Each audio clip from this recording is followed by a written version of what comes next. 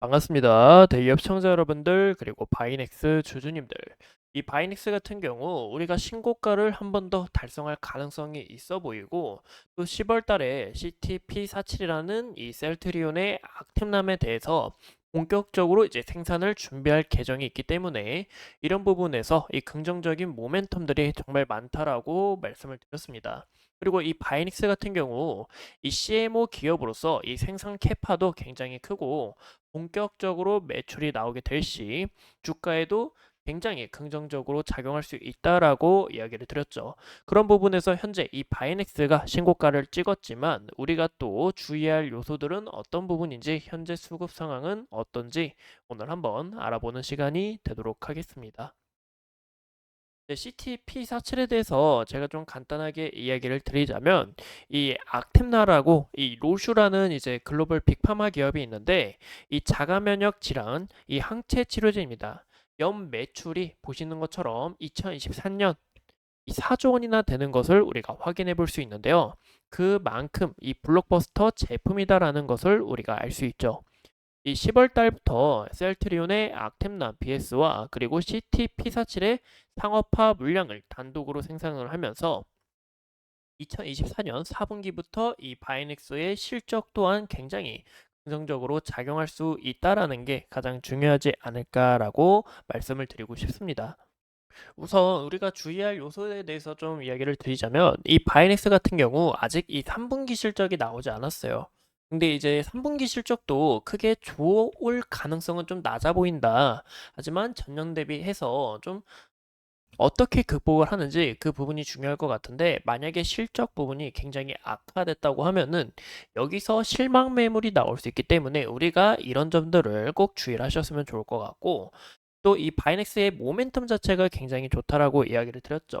그 이유가 이 CMO와 CDMO에 대한 이 재료가 11월 달 미국 대선 전까지 지속적으로 반영이 될 수 있기 때문에 여기서 또 긍정적인 움직임들이 나올 가능성이 높아 보인다라고 이야기를 드렸습니다. 현재 이 CMO와 CDMO로 대처되는 기업이 대표적으로 뭐 셀트리온, 그리고 삼성 바이오로직스, 이 에스팜, 바이넥스 이렇게 있는데, 실질적인 수혜는 이 삼성 바이오로직스가 좀 압축되지 않을까 싶지만, 이 바이넥스 또한 보시는 것처럼 이 중도 스케일 기준으로 봤을 때 이 생산 캐파가 굉장히 높은 위치에 있는 만큼 이런 부분에서 글로벌 대형 고객사를 어떻게 보유할지, 그리고 이 보유하면서 어떻게 계약을 진행하는지, 이런 흐름들을 우리가 함께 좀 체크를 해 주시는 게 가장 중요하지 않을까 싶어요. 그래서 여기서 만약에 추가적으로 모멘텀이 반영이 될 수 있다라는 것을 우리가 말씀드리고 싶습니다. 근데 저는 이 바이넥스 같은 경우 제가 한 이 2달 전 영상에서 이 바이넥스가 이 셀트리온하고 CMO 기업으로서 이 계약을 맺었고, 또 추가적으로 이 셀트리온의 단독으로 이 물량을 생산을 하면 굉장히 긍정적으로 작용할 수밖에 없다라고 이야기를 드렸었죠. 그 이유가 현재 바이넥스는 이 CMO가 송도 공장과 오송 공장이 있습니다. 이제 매출 비중이 40% 정도 되고, 이제 케미컬 예약품 우리가 대표적으로 이제 저만제를 볼 수 있는데, 이제 매출 비중이 60%나 되는 것을 우리가 확인해 볼 수 있어요. 10월 달에 아까 말씀드린 것처럼 이 셀트리온의 이 CTP47에 대해서 이 CMO 캐파가 서서히 커져가게 될 시, 그러면 내년부터 이 매출 자체가 가시화될 수 있다라는 게 가장 중요하지 않을까 싶습니다. 그런 부분에서 보시는 것처럼 영업이익도 굉장히 큰 폭으로 늘어나고, 그리고 실적도 더 크게 우상향하는 이런 흐름들을 우리가 한 번 더 측정을 해볼 수 있다라는 게 가장 중요하지 않을까 싶어요.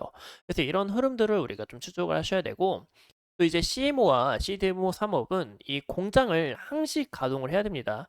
이게 PCM 공정이라고 이야기를 하는데, 즉 이 공장 자체가 쉬지도 않고 계속적으로 가동이 돼야 된다라는 거예요. 그래서 다품종 소량 생산이 아닌 소품종 대량 생산을 해야, 여기서 뭐 우리가 이 공장을 뭐 치우는데 이런 부분에서 이제 또 이제 이익 같은 게 들잖아요. 이제 소모 비용이 드는데, 이런 부분에서도 영업이익이 극대화될 수 있고, 앞으로의 10월 달부터 본격적으로 상업이 생산이 되고 내년부터 매출 자체가 가시화되는 것을 우리가 크게 눈여겨 봐주시면 좋을 것 같습니다. 제가 여기에 대해서 또 이제 이야기를 나눠보자면, 이 CTP47 같은 경우 출시 2년 내에 이제 셀트리온 측에서 아마 약 4천억 정도 무난하게 달성할 것으로 현재 시장에서는 전망을 하고 있는데 그 이유가 현재 이 아까 말씀드린 것처럼 2023년이 이 4조 규모나 된다라는 것을 우리가 함께 배웠었죠. 그래서 이제 셀트리온의 이 마켓 쉐어 자체를 10%로 가정을 할 시 약 4천억 정도가 되고 여기서 이 매출폭 자체가 또 긍정적으로 작용이 될 수 있다라고 우리가 볼 수 있겠죠. 이 셀트리온 또한 이 악템라가 보유한 전체 적응증에 대해서 미국과 유럽, 한국의 품목 허가를 신청을 했고 또 무엇보다 이 SC 제형과 그리고 IV 제형으로 좀 두 가지 제형으로 출시할 계획이 있습니다. 그만큼 여기서 시장 점유율을 어떻게 사로잡냐에 따라 이 바이넥스의 실적에도 긍정적으로 작용이 될 수 있다라는 거죠. 하지만 아직 초기 단계 시장인 만큼 1년에서 2년 정도의 시간이 걸릴 수 있다라는 게 가장 중요하지 않을까 싶습니다. 현재 우리가 이 바이넥스의 차트를 보면서 더 추가적으로 이야기를 드려보자면 제가 이 바이넥스 같은 경우 이 구간에서 제가 지속적으로 이야기를 드렸죠. 저번 영상에서 이 바이넥스가 현재 이 증시가 좀 흔들리면서 낙폭가대로 빠졌지만 현재 이 경기 침체에 대한 공포는 크지 않고 또 현재 주가의 회복성이 탄력이 굉장히 좋은 만큼 현재 이 신고가에 대해서 우리가 한 번 더 가능성을 볼 수 있다라고 이야기를 드렸습니다. 현재 신고가를 찍고 어느 정도 이 차익 실현 물량이 쏟아지는 것을 우리가 확인해 볼 수 있고 그리고 현재 수급 자체가 굉장히 중요하다라고 이야기를 드렸는데 보시는 것처럼 이 금일 외국인과 기관에 지속적으로 이 물량을 터는 그런 움직임에 있다라는 것을 우리가 확인해 볼 수가 있겠죠.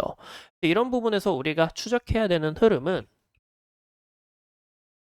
이 외국인과 기관의 이 매도세가 이 차익 실현 물량이 지속적으로 이루어지는지 그런 흐름들을 보시는 게 가장 중요할 것 같고 연기금에 강한 이 매수세가 있다라는 거 우리가 확인해 볼 수 있는데 이런 부분에서 이 구간까지 흐름이 깨지는지 안 깨지는지 그런 흐름들도 우리가 함께 좀 파악하시는 게 가장 중요하지 않을까 싶습니다. 현 시점에서는 어느 정도 고점에 있는 만큼 이 차익 실현 물량에 있어서 우리가 주의를 하셔야 될 것 같고 현재 이 9월 10일 날 이 미국 관련해서 이 해리스와 트럼프 관련 토론이 있어요. 근데 또 여기서 뭐 미국 이제 과거에 이제 보여줬던 것처럼 뭐 우리가 이 생물보험법에 대해서 이야기를 하지 않았다라는 이유에 있어서 주가가 낙폭가대로 죄송합니다. 이게 아니죠. 이 구간이죠. 낙폭가대로 빠진 것처럼 이런 부분에서도 이 바이넥스가 또 영향을 받을 수 있기 때문에 이런 부분들은 우리가 주의를 하시는 게 가장 중요하지 않을까 싶어요. 그래서 현재 고점에 있고 그리고 여기서 지속적으로 차익 실현 물량이 나올 수 있는 만큼 현재 주가가 좀 쉬어가는 과정이 필요하다라고 말씀을 드리고 여기에 대한 제가 이 구간에 대한 저항 라인 깨면 강한 상승 우리가 기대해 볼 수 있다라고 이야기를 드렸는데 현 시점에서는 이 구간의 지지 라인과 그리고 21선 서서히 올라오고 있는 이 구간에 대해서 좀 주가가 또 물량을 소화하면서 추가적으로 움직임이 나올 가능성이 있다라고 말씀을 드리고 싶습니다. 이상 이 바이넥스에 대해서 함께 알아봤고 앞으로 추가적인 이슈 여러분들과 함께 하면서 끊임없이 이 바이넥스에 대해서 파헤쳐 보도록 하겠습니다. 오늘도 소중한 시간 내서 영상 시청해 주신 점 감사합니다.